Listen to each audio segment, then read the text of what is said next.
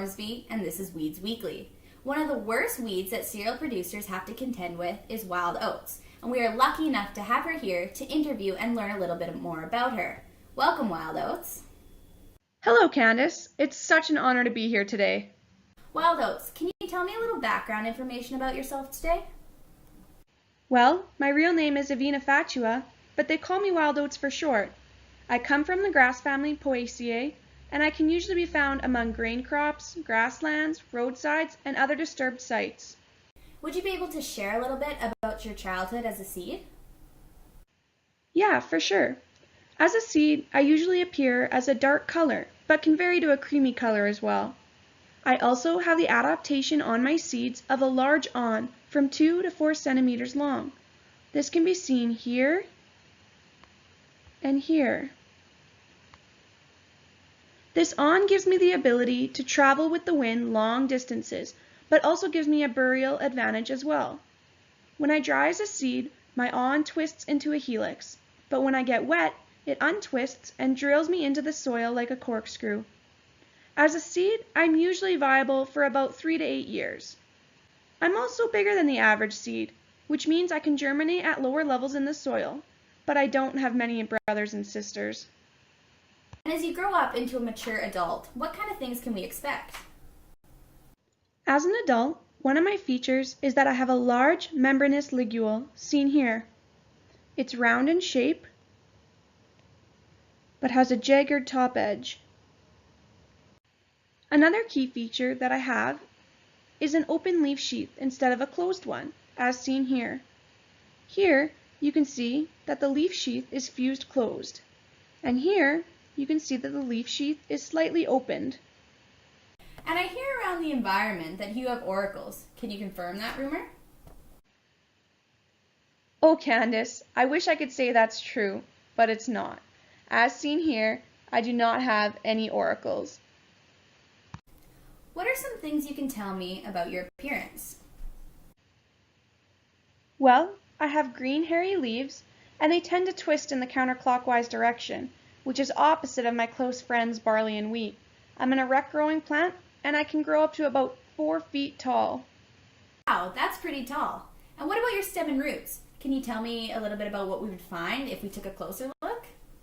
Yeah, my stem is round when cross-sectioned, and you usually won't find any hairs on it, and my roots are fibrous and typically fairly extensive.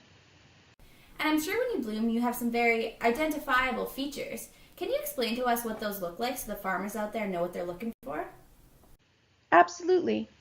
I usually bloom from March through to June, and my inflorescence is a loose, open panicle with 2 to 3 flower spikelets that hang down like pendants from the flowering branch, as seen here. Some people get me confused with wheat though, but his flowers face upwards. Now that we have a pretty decent understanding about what you look like, can you tell us a little bit more about how you reproduce? Well, most of the times I reproduce through seeds, but I also have the capability of vegetative regeneration. I use pollination, although sometimes outcrossing can occur. If I'm under non-competitive conditions, I'll usually produce up to 2,000 seeds. However, in a grass crop, my average production is about 60 seeds. Do you have the ability to undergo any dormancies as a seed if conditions aren't right? I actually use primary dormancy, so when I fall off of my parent, I can join the seed bank and stay protected until the conditions are right. If my dormancy is removed by the warm, dry conditions and moisture isn't available, I have the ability to undergo secondary dormancy. Wow, Wild Oats, you can do some pretty neat things. Now I want you to be honest with me. Tell me the things about you that everybody hates. Well, Candace, I cause more than $500 million annually in lost crop yields, and I'm ranked as one of the top 10 worst weeds out there. For some reason, I just get greedy and use up all the resources in the soil to grow so other cereal crops can't. And sometimes I cause the spread of pests and diseases, which most farmers don't really appreciate. Now, are there some things that would convince us that you're not a bad weed, that we should keep you around more? Well, there are some uses for me out there. My seeds can be used in all the same ways that oats can, and especially porridge, but most of the times they grind me up into flour. My seeds can also be sprouted and eaten raw or cooked in salads or stews. And strangely, my seeds can also be roasted and used as a coffee substitute. So there's some edible uses for you. Are there any medical uses? I have a couple of those as well. I can be used as a diuretic drug to increase the amount of water and salt passed from the body as urine. I can be used as an emollient to soften the skin like a moisturizer. And I have also been used as a refrigerant to reduce fever by cooling you down. But overall, Candace, my cons from an ecological and human perspective seem to outweigh my pros. I'm really sorry to hear that, Wild Oats. Is there any way that you could give our listeners an inside scoop on how you can be managed in the environment? Well, I usually keep that as top secret information, but since I've told you almost everything else about me, I guess I could do that. One of the main ways to control me in your fields is from a competitive standpoint. By increasing the seeding rate of your crops, they are expected to become stronger competitors against me. With a higher density, the developing crop can cover more of the ground and quickly shade me out. Although, luckily for me, my rapid growth can often outpace your crop.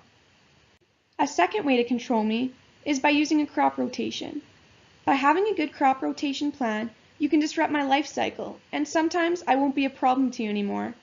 But sometimes I still will. Well, Wild Oats, it seems like you're one of the toughest weeds out there to control. I thank you for taking your time out of your annoyingly busy schedule and answering some very informative questions for us. I wish you the worst of luck and hope that you can find it in your heart to give us Saskatchewan farmers a break.